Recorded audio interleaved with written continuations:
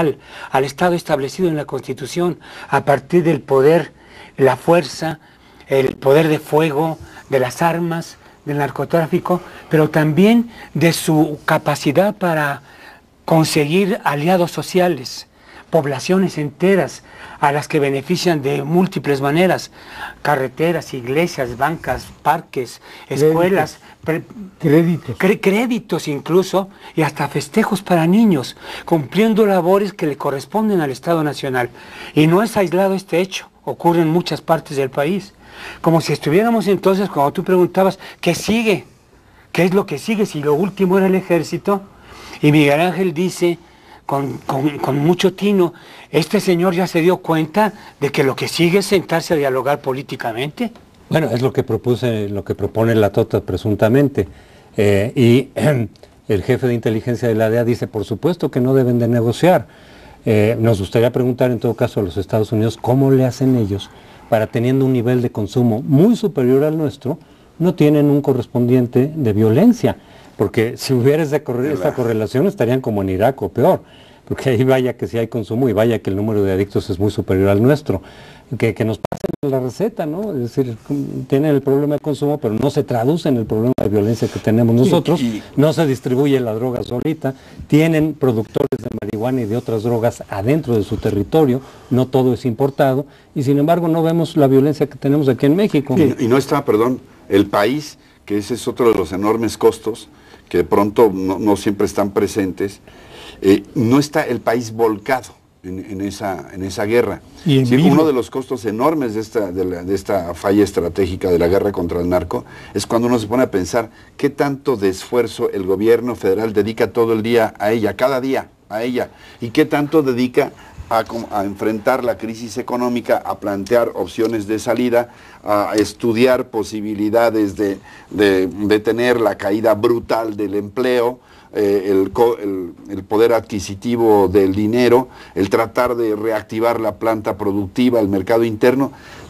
Ojo, porque esto del narco nos está desgastando mucho y nos está impidiendo ver estos otros asuntos. Ahí están los pronósticos. Muy probablemente el decrecimiento este año ya no va a ser ni de 2 ni de 3, que estaban diciendo. Del 8, se puede ser, ya dicen hasta de 2 dígitos, hasta de 2 dígitos, de 10 o 11. Esto es gravísimo y todos seguimos empeñados en esta estrategia del gobierno. Con el añadido de que se abandonan o se disminuye la intensidad de los programas de desarrollo social, que son en último término el verdadero modo de enfrentar las adicciones, que son la fuente del mercado.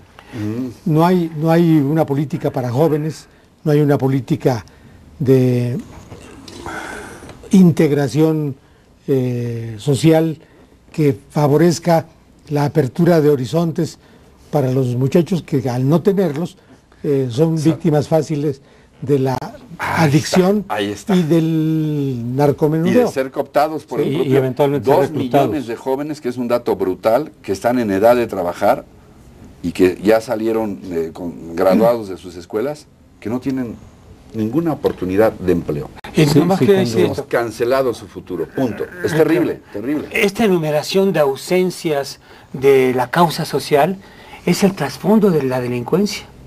Es la razón de ser de la delincuencia, es el caldo de cultivo.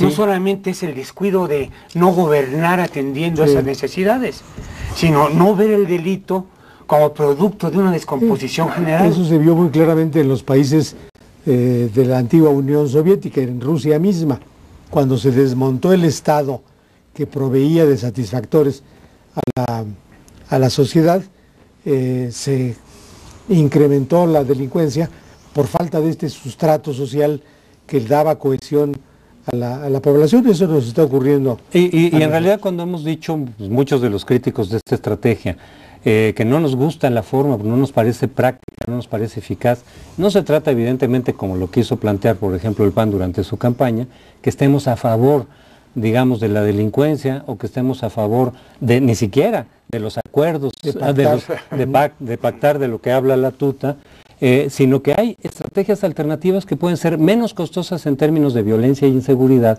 y eventualmente más eficaces. Desde luego está todo este planteamiento social para los jóvenes y en general las comunidades, pero también está el tratar a las adicciones como tales, como un problema de salud pública. No se trata de que abandonemos. Cuando yo digo, bueno, pues quienes se quieran drogar, pues es un acto de su voluntad, pero no se trata que el Estado los abandone tampoco, sino que propicie centros de rehabilitación, es decir, que para quien quiera intentar rehabilitarse haya las posibilidades y los recursos, pero eso no genera violencia. Y también la cuestión de la inteligencia, centrarse más en la inteligencia y la cuestión del patrimonio, del lavado de dinero y de buscar los patrimonios. O sea, hay muchas formas alternativas de combatir el problema del narcotráfico, la delincuencia. Que no se están abordando. Que no se están abordando y que tienen la ventaja, que eso sí es lo que hacen mucho en Estados Unidos, tienen la ventaja de no generar este clima de inseguridad, estas muertes en las calles todos los días, en fin. Como hemos dicho, tan sencillo como seguir la huella de los Link, las camionetas gigantescas estas que se venden mucho más que en las lomas, en pequeños poblados de Chihuahua y de Sinaloa. Hombre, seguir la huella de quienes van y las pagan con un portafolio retacado de billetes. Yo a veces creo que el gobierno no indaga al interior del propio gobierno porque ahí sí porque sabe lo que va a encontrar. Claro, quién sabe lo que va a encontrar. Ahí sí hay peces gordos. Sabe. Ellos ya saben lo que van a encontrar y por eso le dan la vuelta. Pues sí. Los sistemas financieros, ¿cuántos del sistema bancario? Se ha sabido, se habló en algunos años del Citibank, que lavaba, digamos, dinero, supongo que